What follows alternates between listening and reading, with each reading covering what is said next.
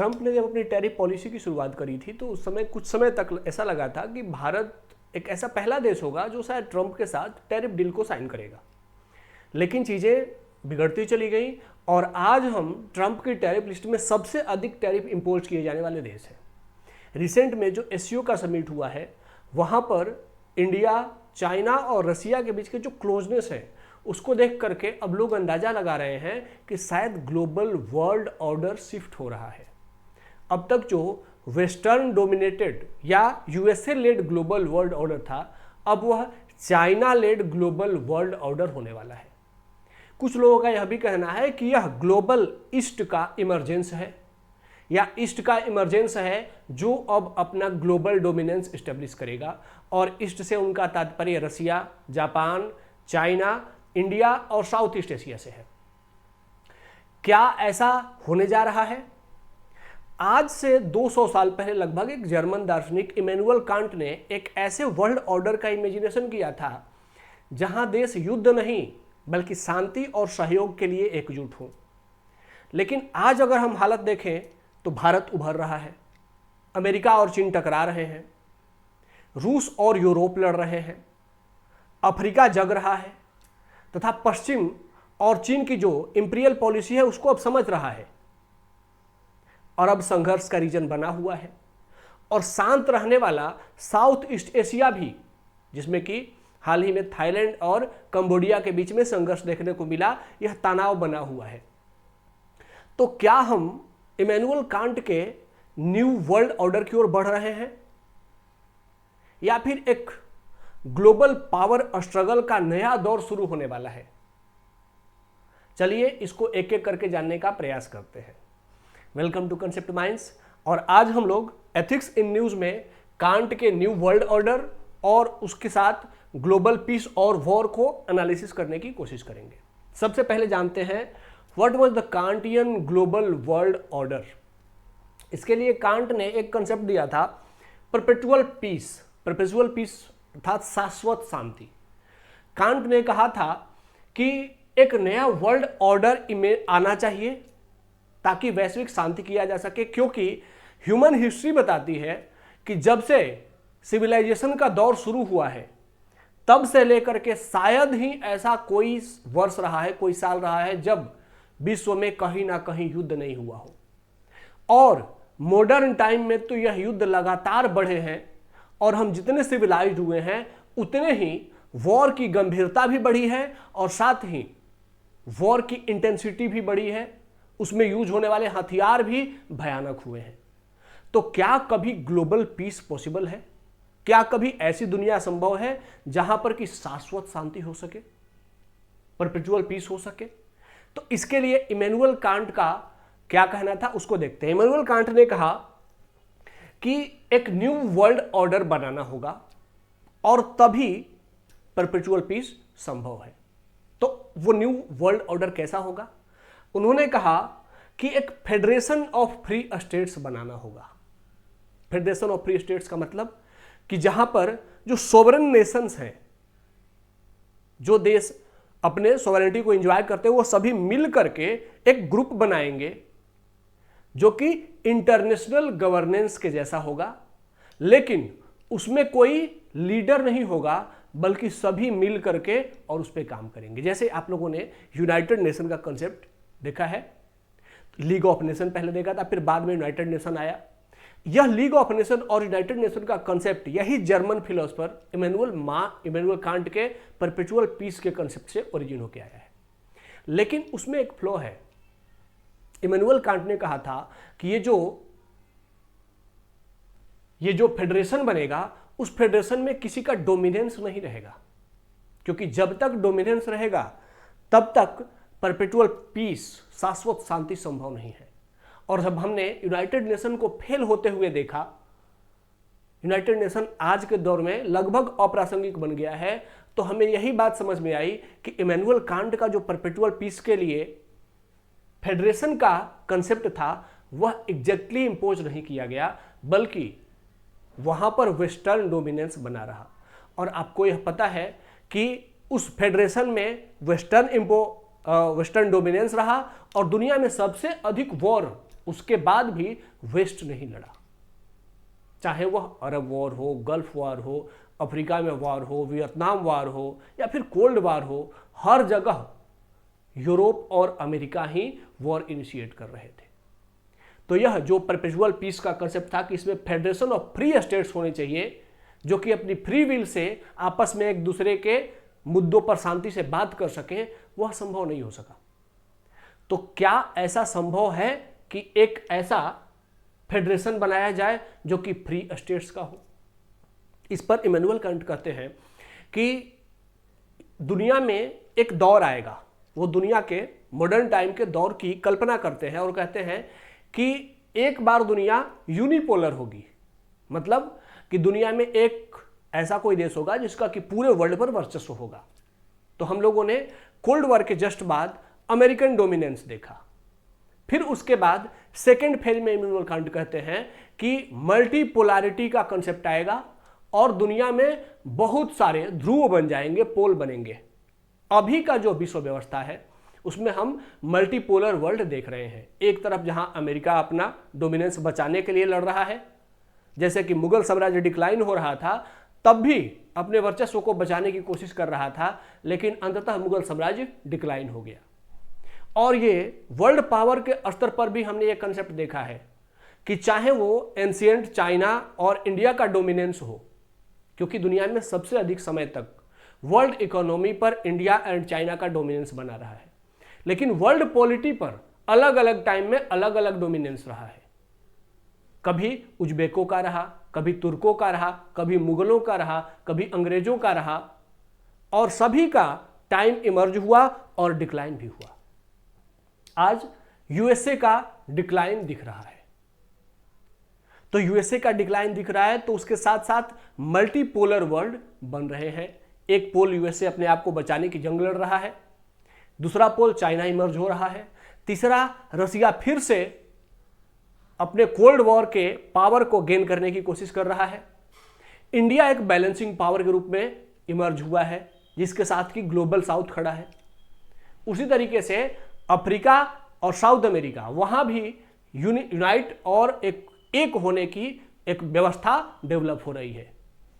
तो इस तरीके से अब यूरोप अपने अस्तित्व के लिए लड़ रहा है, अमेरिका अपने अस्तित्व के लिए लड़ रहा है, चाइना अपने डोमिनेंस को स्टेब्लिश करने की कोशिश कर रहा है, रसिया भी अपने खोए हुए गौरव को फिर से प्राप्त करने की कोशिश कर रहा है, और इन सब के बीच में इंडिया एक बैलेंसिंग पावर के रूप में कि ईस्ट एंड वेस्ट दोनों के बीच में कोऑपरेशन बना सके वैसे पावर के रूप में इमर्ज हो रहा है। लेकिन इस दौर में इमैनुअल कांट ने कहा था कि यह ऐसा दौर होगा जब दुनिया में सबसे अधिक वॉर होंगे, और वो हम विजुअलाइज कर रहे हैं। वो वॉर चाहे वो लगातार सामने से लड़े जा रहे हो, चाहे वो अलग अलग फ्रंट पे लड़े जा रहे हो, चाहे वो इकोनॉमिक फ्रंट हो, चाहे पॉलिटिकल फ्रंट हो, चाहे बॉर्डर लाइन फ्रंट हो, या फिर अलग अलग के एक दूसरे के अगेंस्ट कंस्पिरेसी की जा रही हो, ये ऐसा दौर चल रहा है जो कि इमैनुअल कांट ने कहा था। उसके बाद उन्होंने कहा इसके बाद एक शाश्वत शांति का दौर आएगा। तो क्या जिस तरीके से यह मल्टीपोलैरिटी बढ़ रही है इसके बाद शाश्वत शांति आएगी? इसके बारे में वो आगे कहते हैं कि federation of free states strong हो जाएगा। आज के दौर को देख करके नहीं लगता है कि यूनाइटेड नेशन जैसा कोई कंसेप्ट स्ट्रांग होने जा रहा है, क्योंकि वहां पर जो डेमोक्रेटिक रिफॉर्म होने की जरूरत थी वह आज तक नहीं हुई है। उसी के साथ साथ रूल ऑफ इंटरनेशनल लॉ का वो कहते हैं कि एक ऐसा इंटरनेशनल लॉ वाला कंसेप्ट भी इंट्रोड्यूस किया जाएगा जो दुनिया को आपस में, दुनिया के अलग अलग देशों को आपस में इंटरेक्शन करने और एक रूल बेस्ड ऑर्डर डेवलप करने में हेल्प करेगी। फिर वो कहते हैं कि एक ग्लोबल कोऑपरेशन बनेगा। अगर फेडरेशन बना और इंटरनेशनल रूल्स आ गए तो उसके बाद ग्लोबल कोऑपरेशन बनेगा। थर्ड फेज में जो क्या लेके आएगा, जो पीस लेके आएगा।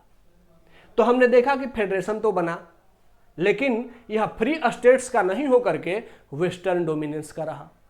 फिर हमने देखा कि बहुत सारे इंटरनेशनल लॉज भी आए, चाहे वो वियना कन्वेंशन के रूप में हो, जेनेवा कन्वेंशन के रूप में हो, या यूनाइटेड नेशन के रूल्स हो, ये सभी भी दुनिया में इंट्रोड्यूस हुए। फिर लेकिन ग्लोबल कोऑपरेशन का जो थर्ड फेज था वह नहीं दिख रहा है, क्योंकि जहां पर वो कह रहे हैं कि इंटरनेशनल रूल्स जब आ जाएंगे, इंटरनेशनल लॉ आएंगे, तो उसके बाद ग्लोबल कोऑपरेशन बढ़ेगा। उसके स्थान पर आज ग्लोबल लेवल पर अपना डोमिनेंस एस्टेब्लिश करने के लिए ग्रुपिंग्स और एक दूसरे को इंपैक्ट करना, एक दूसरे को घेरना, टैरिफ लगाना और डायरेक्टली इनडायरेक्टली अपने डोमिनेंस को एस्टेब्लिश करने की कोशिश हो रही है। लेकिन उसके बाद ये कहते हैं कि अगर इंटरनेशनल लॉ आया तो हमें फिर एक कंसेप्ट लेकर के आना पड़ेगा, आइडिया ऑफ कॉस्मोपॉलिटन सिटीजनशिप। वो कह रहे हैं कि एक ऐसा नागरिक तंत्र जो संपूर्ण विश्व में कहीं भी आ जा सके। कहते हैं कि हम अपने स्टेट के सिटीजन तो रहेंगे, बने रहेंगे, लेकिन दुनिया के सभी लोगों को कुछ ऐसे फ्रीडम देने होंगे कि वह एक जगह से दूसरे जगह दुनिया में कहीं भी मूव कर सके। अगर वह पीसफुली मूव करना चाहता है, कहीं घूमना चाहता है, तो उस पर कोई बैरियर नहीं होगा। लेकिन यह कंसेप्ट कब आता है? जब global cooperation for piece establish हो जाता है। तो कांट ने यह जो न्यू वर्ल्ड ऑर्डर का कंसेप्ट बताया था, वह अभी के दौर में एक पावर स्ट्रगल से जूझता हुआ चला आ रहा है। कांट ने कुछ चेतावनियां भी हमें दी थी। उन्होंने कहा था कि यह ग्लोबल वर्ल्ड ऑर्डर या ग्लोबल पीस तभी संभव है जब हम 6 गलतियां नहीं करेंगे। और वो 6 गलतियां क्या थी? तो उन्होंने सबसे पहले कहा कि दुनिया के देशों को आपस में कोई भी सेक्रेट ट्रीटी करने की अनुमति नहीं होनी चाहिए, मतलब गुप्त संधि नहीं होनी चाहिए। जो भी ट्रीटी हो वो ओपन हो। अगर इंडिया और रशिया फ्रेंडशिप ट्रीटी हो रही है तो यह छुप करके नहीं हो, पूरी दुनिया को बता करके हो। आप अगर किसी के दोस्त बन रहे हो तो पूरी दुनिया को बताकर, अगर किसी के दुश्मन बन रहे हैं तो पूरी दुनिया को बताकर बनो। ठीक है।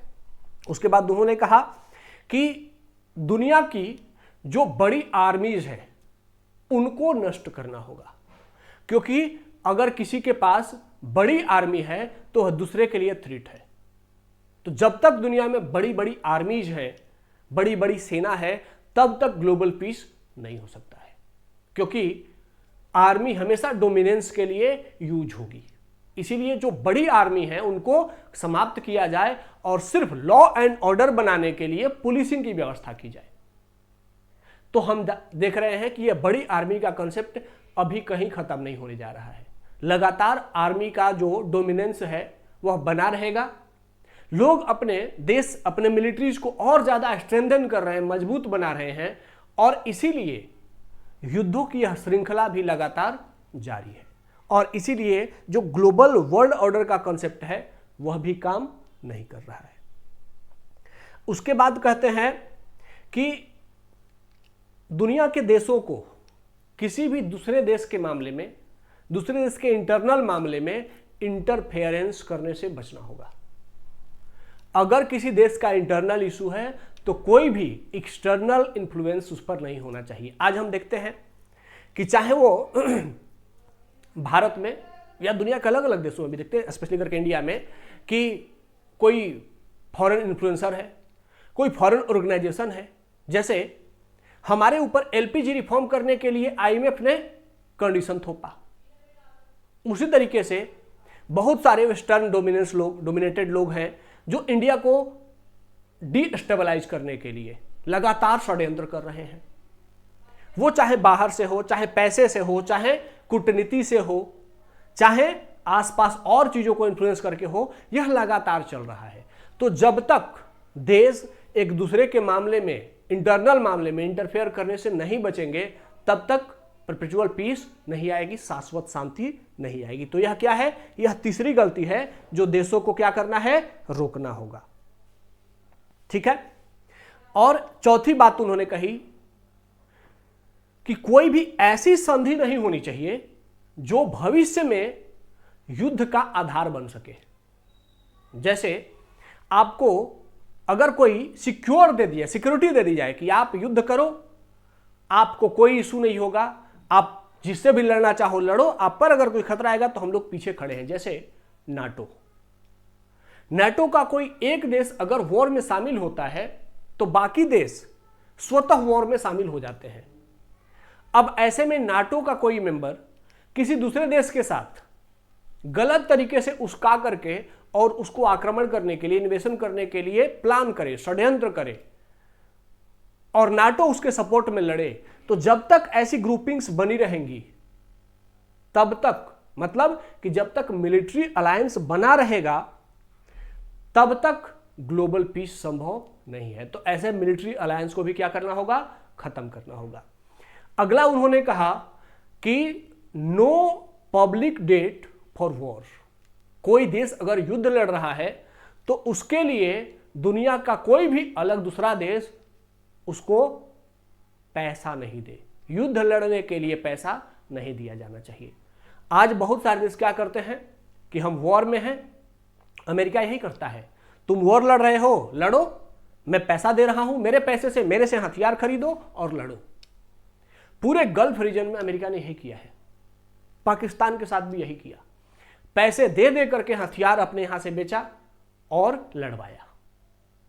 तो इमैनुअल कांट ने कहा था कि जब तक वॉर लड़ने के लिए कर्ज दिया जाता रहेगा तब तक वॉर एंड नहीं होंगे। ठीक है। और फिर उन्होंने कहा कि no conquest for other nation, मतलब कि जो भी नेशन है वह क्या है, नेशन किसी की संपत्ति नहीं है, it is a group of society. और सोसाइटी को किसी को बेचने, खरीदने और दान करने का अधिकार नहीं होना चाहिए। किसी भी राष्ट्र को, कोई भी, चाहे वहां का कोई रूलर हो, उसको उस राष्ट्र की संपत्ति को किसी दूसरे राष्ट्र को देने, बेचने या दान करने का अधिकार नहीं होना चाहिए, क्योंकि अगर ऐसा होता है तो फिर यह युद्ध को प्रमोट करेगा, क्योंकि नागरिकों में अविश्वास बढ़ेगा, गुस्सा बढ़ेगा और वह फिर एग्रेसिव लीडरशिप को आगे आने का मौका देगा, जो कि बाद में जैसे हिटलर आया था। हिटलर ने क्या किया था, जर्मनी पर बहुत ज्यादा फाइन इंपोज किया गया, जर्मनी के जो भूभाग थे, जो लैंड थे, वो छीन लिए गए और उसी का गुस्सा जर्मन लोगों में था और वही सेकेंड वर्ल्ड वॉर का कारण बना, हिटलर के इमरजेंस का कारण बना। तो इमैनुअल कांट ने कहा था, यह पहले ही प्रेडिक्ट कर दिया था कि हिटलर जैसा कोई आ सकता है। अगर आप अपने किसी सोवरेन लैंड को किसी दूसरे को गिफ्ट देते हो, दान देते हो, छीनते हो, तो इससे दुनिया में पीस कभी नहीं आएगी। तो इस तरीके से ये 6 अवॉइडेंस उन्होंने कहा था अवॉइड किया जाना चाहिए। हमने देखा कि जब इन 6 का उन्होंने जब चर्चा करी थी तब ये बातें लोगों को नहीं समझ में आई होंगी, लेकिन आज हमने उन 6 के 6 कंसेप्ट का प्रैक्टिकल भी देखा कि दुनिया लगातार उन्हीं 6 सिद्धांतों के आधार पर वॉर में उलझी रही है। ठीक है। अब आता है कि क्या इनका जो परपेचुअल पीस का कंसेप्ट है, शाश्वत शांति का विचार है, जो थ्योरी है, वह आज के ग्लोबल वर्ल्ड ऑर्डर में फिट बैठती है या सिर्फ एक सिद्धांत बनकर के रह जाती है। तो आज हम देख रहे हैं कि यूएसए एंड चाइना लड़ रहे हैं, वो ट्रेड के मुद्दे पर हो, ताइवान के मुद्दे पर हो या साउथ चाइना सी के मुद्दे पर है, इनके बीच का क्लैश बना हुआ है। उसी के साथ साथ रसिया वर्सेस वेस्ट का भी लगातार टेंशन बना हुआ है, चाहे वो यूक्रेन वॉर हो या फिर नाटो का टेंशन हो, नाटो का एक्सटेंशन का मुद्दा हो।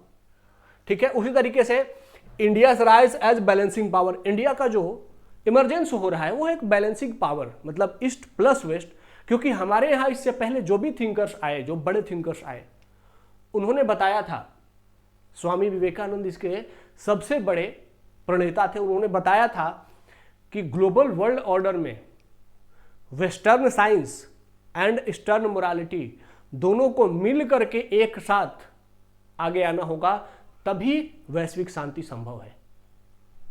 और वही इंडिया ने अपने दर्शन में शामिल किया, इसीलिए इंडिया एक बैलेंसिंग पावर के रूप में इमर्ज कर रहा है। कुछ लोगों को लगता है कि ये जो ट्रंप की टैरिफ पॉलिसी है, इसके इंपैक्ट ये हुआ है कि इंडिया चाइना अब क्लोज हो गए हैं। यह परमानेंट फ्रेंडशिप भी नहीं है और ना ही यूएसए के साथ हमारी परमानेंट दुश्मनी हो गई है। ये एक शॉर्ट टर्म फेनोमेना है, जिसमें कि ट्रंप की टैरिफ पॉलिसी हमें थोड़ा हार्म कर रही है और चाइना की ओर और ज़्यादा भेज रही है, क्लोज बना रही है।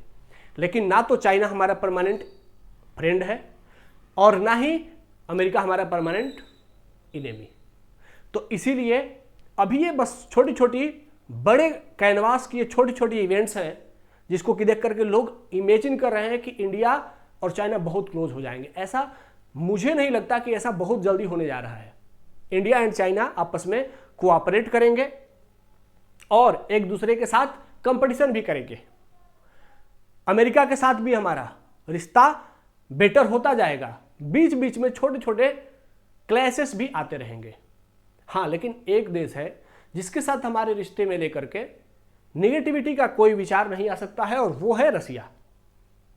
रसिया के साथ हमारे रिलेशंस बने रहेंगे तो इंडिया आगे भी एक बैलेंसिंग पावर बना रहेगा। न तो वह वेस्ट से बहुत दूर है और ना ही ईस्ट के इतना क्लोज है कि वेस्ट को बुरा लगे और ना ही ईस्ट को बुरा लगे। तो इंडिया एक बैलेंसिंग पावर बना रहेगा।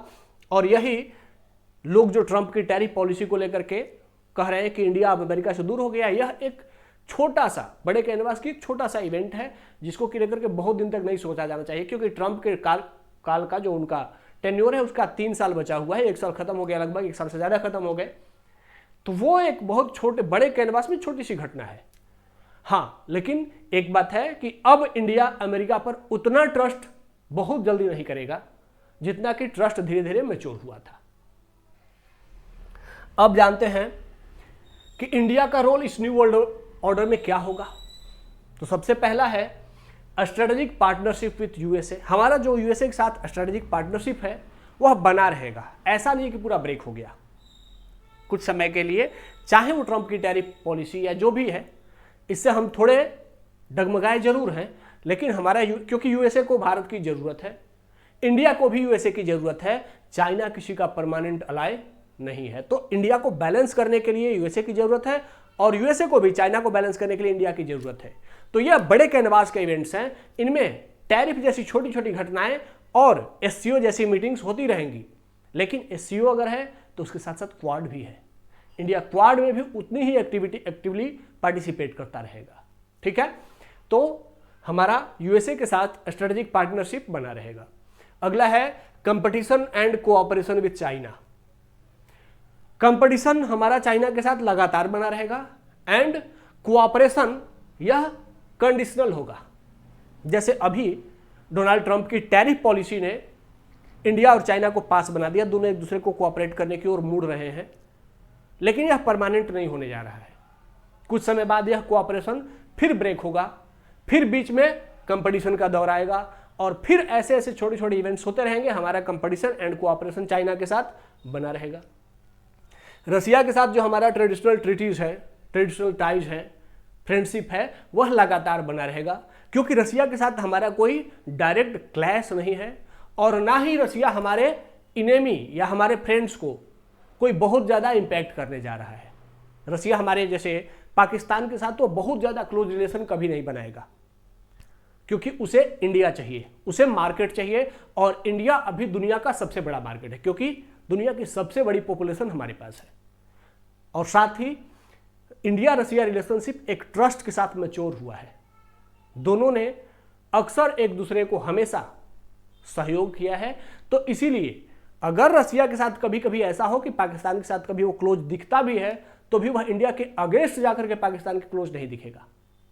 ठीक है, तो इसीलिए रसिया के साथ हमारी ट्रेडिशनल ट्रीटीज मैच्योर होती रहेंगी, बनी रहेंगी। अगला है इंडिया ग्लोबल साउथ का लीडर बनकर के इमर्ज होगा। जैसे अभी एससीओ समिट हुआ तो वहां पर चाइनीज प्रीमियर शी जिनपिंग ने कहा कि यह ग्लोबल साउथ का एक बहुत बड़ा मूवमेंट है और खुद को ग्लोबल साउथ का लीडर दिखाने की उन्होंने कोशिश करी चाइना की। लेकिन चाइना ग्लोबल साउथ का लीडर नहीं बन सकता। उसका कारण है कि ग्लोबल साउथ चाइना पर ट्रस्ट नहीं करता है और ग्लोबल साउथ इंडिया पर ट्रस्ट करता है। कैसे? जैसे अभी हाल ही में बुर्किना फासो अफ्रीका का एक देश है, वहां के जो प्रेसिडेंट है, मिलिट्री प्रेसिडेंट है, उन्होंने एक डील किया इंडिया के साथ, गैस डील किया, पेट्रोलियम डील किया। अभी रिसेंट में ही हुआ है, ट्रंप टैरिफ के जस्ट बाद अभी हुआ है, कुछ ही दिन पहले, मतलब एक सप्ताह के अंदर का इवेंट है। और उन्होंने ओपन प्लेटफॉर्म पर बोला कि हम वेस्ट पर ट्रस्ट नहीं कर सकते, क्योंकि वेस्ट हमें $1 बिलियन दे करके और हमारे यहां से $1 ट्रिलियन ले जाता है। और वह बिलियन डॉलर लेकर दे करके हमें गरीब बनाए रखता है और हमारे यहाँ का रिसोर्स यूज करता है। चाइना भी हमारा अलाई नहीं हो सकता क्योंकि चाइना हमारे ऊपर कंडीशनल ट्रेड करता है, वह कंडीशन लगा करके ट्रेड करता है। जबकि इंडिया एक परमानेंट अलाई है क्योंकि इंडिया हमें टेक्नोलॉजी ट्रांसफर कर रहा है और हमारे इमरजेंसी में हेल्प कर रहा है। इसीलिए हम इंडिया के साथ पेट्रोलियम डील करने में कंफर्टेबल हैं और यह इंडिया और अफ्रीका की फ्रेंडशिप ट्रीटी आगे और मैच्योर होगी। तो बुर्किना फासो के इस लीडर का जो अभी बयान आया, उसने यह दिखाया कि अफ्रीका चाइना पर ट्रस्ट नहीं करता, अफ्रीका वेस्ट पर ट्रस्ट नहीं करता, अफ्रीका अपने लीडर के रूप में इंडिया को देखता है। और इंडिया ने भी G20 समिट में अफ्रीकन यूनियन को शामिल करके यह दिखाया कि वह अफ्रीका को या जो भी ग्लोबल साउथ है उसकी कितनी रिस्पेक्ट और केयर करता है। ठीक है, तो इसीलिए इंडिया ग्लोबल साउथ का लीडर बन करके और मजबूती से उभरेगा। अगला है कि हमारा जो विजन है वसुधैव कुटुंबकम का, हम कभी भी इस विजन के अगेंस्ट नहीं गए हैं।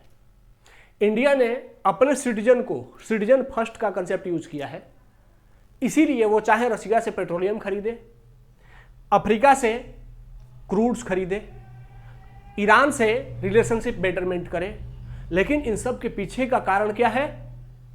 Citizen first, nation first, but वसुधैव कुटुंबकम, संपूर्ण वसुधा परिवार है, संपूर्ण ग्लोबल वर्ल्ड जो पूरा विश्व है वो हमारा परिवार है, उसके साथ हम कनेक्ट किए रहेंगे। तो इसी कंसेप्ट के कारण इंडिया ईस्ट के साथ भी बैलेंस कर पाता है और वेस्ट के साथ भी बैलेंस, क्योंकि कोई हमारा नेचुरल दुश्मनी नहीं है किसी के साथ। अगर पाकिस्तान टेररिज्म छोड़ दे तो हम पाकिस्तान के साथ भी रिलेशन को बेटर करने के लिए तैयार हैं। तो इस तरीके से इंडिया का जो विजन है वो दिखाता है कि ये जो नया वर्ल्ड ऑर्डर डेवलप हो रहा है, जिसमें पावर सेंटर ईस्ट की ओर शिफ्ट हो रहा है, उसमें इंडिया एक बहुत पावरफुल पोल बन करके उभर रहा है। ठीक है, अब यह जानने की कोशिश करते हैं कि क्या कांट की फिलॉसफी और मॉडर्न वर्ल्ड एक दूसरे से कंट्राडिक्ट कर गए? क्या कांट ने जो फिलॉसफी बताई, कांट ने जो सिद्धांत दिए, वह मॉडर्न वर्ल्ड के अगेंस्ट गया? तो अगर हम कांट के आइडियाज को देखें कि कांट के आइडिया ने कहां काम किया, तो यूनाइटेड नेशन का फॉर्मेशन हो, इंटरनेशनल लॉज हो या डिप्लोमेसी का कंसेप्ट हो, क्योंकि दुनिया में कहीं भी कितना भी वॉर हो, एक दूसरे देशों में दूतावास बना रहता है। चाइना और अमेरिका में राइवलरी है, लेकिन दोनों का एक दूसरे के देशों में राजदूतों का, डिप्लोमेट्स का अपना एक परमानेंट हेडक्वार्टर है, यह बना हुआ है। तो यह जो कंसेप्ट है डिप्लोमेसी का, यह कांट के फिलॉसफी को कहता है कि कांट की फिलॉसफी ने यहां पर काम किया है। लेकिन कहां कहां कांट की फिलॉसफी फेल हो रही है? तो आज भी लगातार वॉर्स बने हुए हैं, मल्टीपोलैरिटी बढ़ रही है, वॉर भी बढ़ रहे हैं, जबकि वो परपेचुअल पीस की बात करते थे। साथ ही नेशनलिज्म और ज्यादा स्ट्रांग हुआ है इधर। वह ग्लोबल सिटीजनशिप की बात करते थे कि दुनिया के सभी देश के जो नागरिक हैं वह एक दूसरे देश में कहीं भी फ्रीली मूव कर सके और मूव करते समय भी उनके कुछ नेचुरल राइट्स हमेशा सिक्योर हों। लेकिन नेशनलिज्म का स्ट्रांग होना ग्लोबल जो गवर्नेंस है उसको वीक करता है। अगला है पावर पॉलिटिक्स। आज पावर पॉलिटिक्स इतने बेकार के दौर में चली गई, इतनी खराब दौर में चली गई है कि आज पावर में खुद को पावर के सेंटर में रखना इंपॉर्टेंट है, ग्लोबल पीस इंपॉर्टेंट नहीं है। तो इस पावर पॉलिटिक्स ने भी ग्लोबल पीस को कमजोर किया है। अब इसी के बाद एक क्वेश्चन आता है, can true perpetual peace exist? क्या परपेचुअल पीस, शाश्वत शांति भविष्य में हो सकती है क्या? या कभी भी ऐसा विश्व व्यवस्था बन सकता है जिसमें हमेशा शाश्वत शांति आ जाए? आप लोग कमेंट में इसका आंसर जरूर दीजिएगा, क्या ऐसा संभव है? अब हमारे सामने कुछ क्वेश्चन आते हैं कि are we heading towards Kant's dream और a clash of super powers? क्या आगे आने वाला दौर कांट के जो सपने थे उसको पूरा करने वाला है या सुपर पावर के बीच में क्लैश को और बढ़ाने वाला है? ये आप लोग कमेंट में इसका उत्तर जरूर बताएंगे।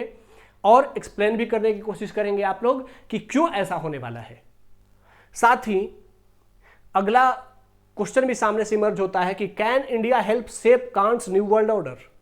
क्या इंडिया कांट का जो न्यू वर्ल्ड ऑर्डर का कंसेप्ट था, जिसमें कि ग्लोबल गवर्नेंस का कंसेप्ट था, उसमें इंडिया हेल्प करने वाला है? क्या एक ग्लोबल पीस का कंसेप्ट का लीडर इंडिया बनने वाला है? आप लोग इसका भी आंसर कमेंट में जरूर बताइएगा, ठीक है। तो मुझे उम्मीद है इस टॉपिक को लेकर के जितना बेहतर तरीके से आपको जानकारी मिलनी चाहिए थी वो बहुत अच्छे तरीके से मैंने दे दी। फिर भी अगर आपको लगता है कि और भी कुछ ऐसे मुद्दे हैं जिन पर कि आपको डिस्कशन की जरूरत है, तो आप लोग कमेंट में उन टॉपिक्स की चर्चा करिएगा, हम आगे उसको अगले वीडियो में शामिल करने की कोशिश करेंगे।